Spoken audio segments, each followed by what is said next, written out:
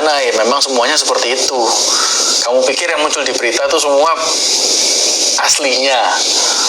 Ya pasti ada sebagian yang diatur. Ya, karena ini kan urusan personal. Meskipun sudah masuk ke kepolisian dan menjadi ranah publik, kalian bisa lihat, tapi yang kalian bisa lihat itu hanya sebatas apa yang disampaikan oleh pihak kepolisian maupun kuasa hukum masing-masing pihak. Untuk rapat-rapat terutama mediasi ya, termasuk restoratif justice, ya tentu kalian tidak punya hak untuk mengakses, kecuali nanti kita sampaikan sebagai bagian dari penyelesaian perkara. Itu ya. Nah, restoratif justice di KUHAP, ini mumpung lagi pas topiknya ya, restoratif justice. Ini kalau di KUHAP itu ada di 2025 ya. Kalau di lama nggak ada, maka itu ada undang-undang khusus yang menentukan restoratif justice. Tapi di sini digabungkan, jadi kan enak, lebih mudah. Restoratif justice harusnya di sebelum penuntutan, karena waktu masih di pihak kepolisian. Coba saya scroll back ke atas. Oh nggak ada, berarti harusnya setelah, tadi ini ditata setelah penuntutan. Oh, lucu ya, kan restoratif justice itu berarti kalau setelah penuntutan RJ bisa dilakukan ketika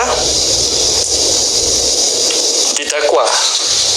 Oh iya, ini bisa. Jadi RJ ini bisa dilakukan di setiap tahap ya. Ada di penyelidikan bisa, penyidikan bisa, penuntutan bisa. Untuk kasusnya Kopan ini kan lagi di penyidikan. Nah ini masih bisa dilakukan dan memang ruang untuk melakukan restoratif justice masih terbuka ya. Nah di KUHAP 2025 ada penjelasan tambahan ya, penyelesaian perkara di luar pengadilan ya, di pasal 75 dilakukan jika memenuhi persyaratan ini. Satu, baru pertama kali melakukan tindakan pidana ya. Kedua, telah terjadi pemulihan keadaan semula, jadi namanya restoratif justice, keadilan yang dipulihkan. Restoratif kan, dipulihkan ke keadaan semula sebelum terjadinya masalah.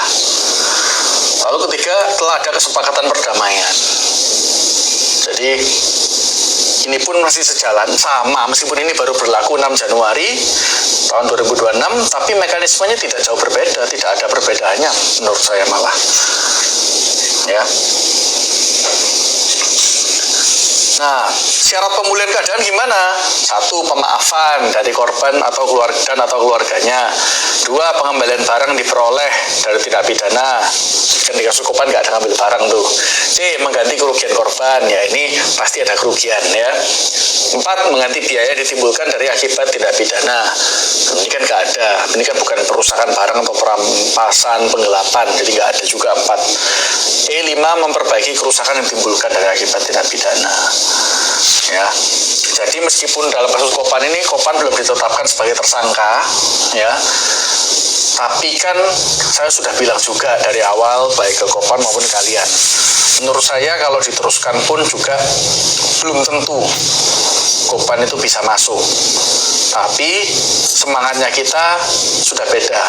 Karena udah mau damai, kita nggak cari siapa yang benar salah, bukan adu fakta, adu bukti, bukan berarti kita nggak punya. Kita punya semua. Kalau mau dimajuin ya bisa-bisa saja. Tapi kan prinsipil tidak ingin itu. Kopan nggak ingin dilanjutkan perkara ini.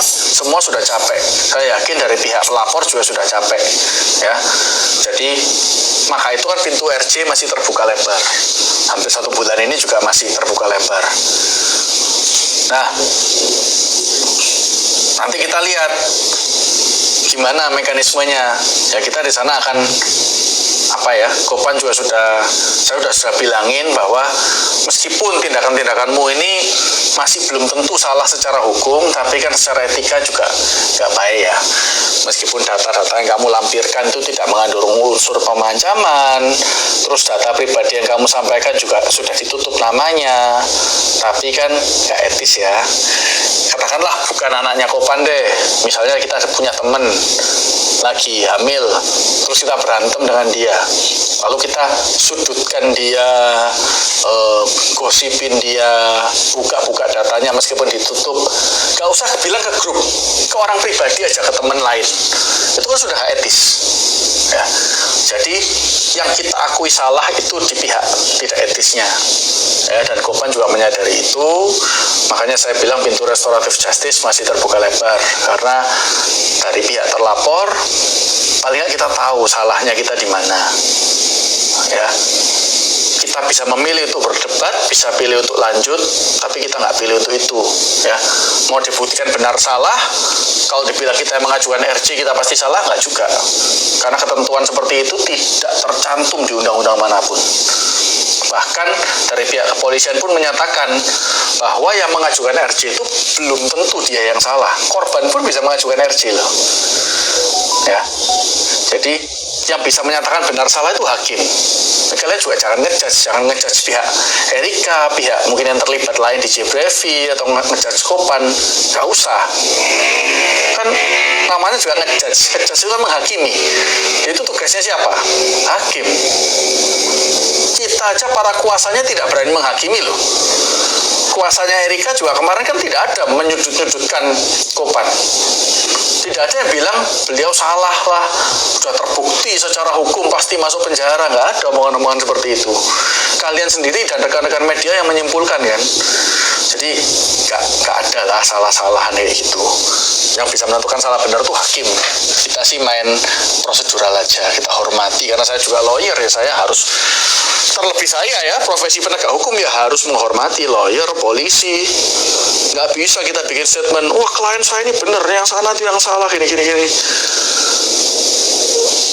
Saya rasa nggak bijak, saya juga nggak pernah buat statement seperti itu.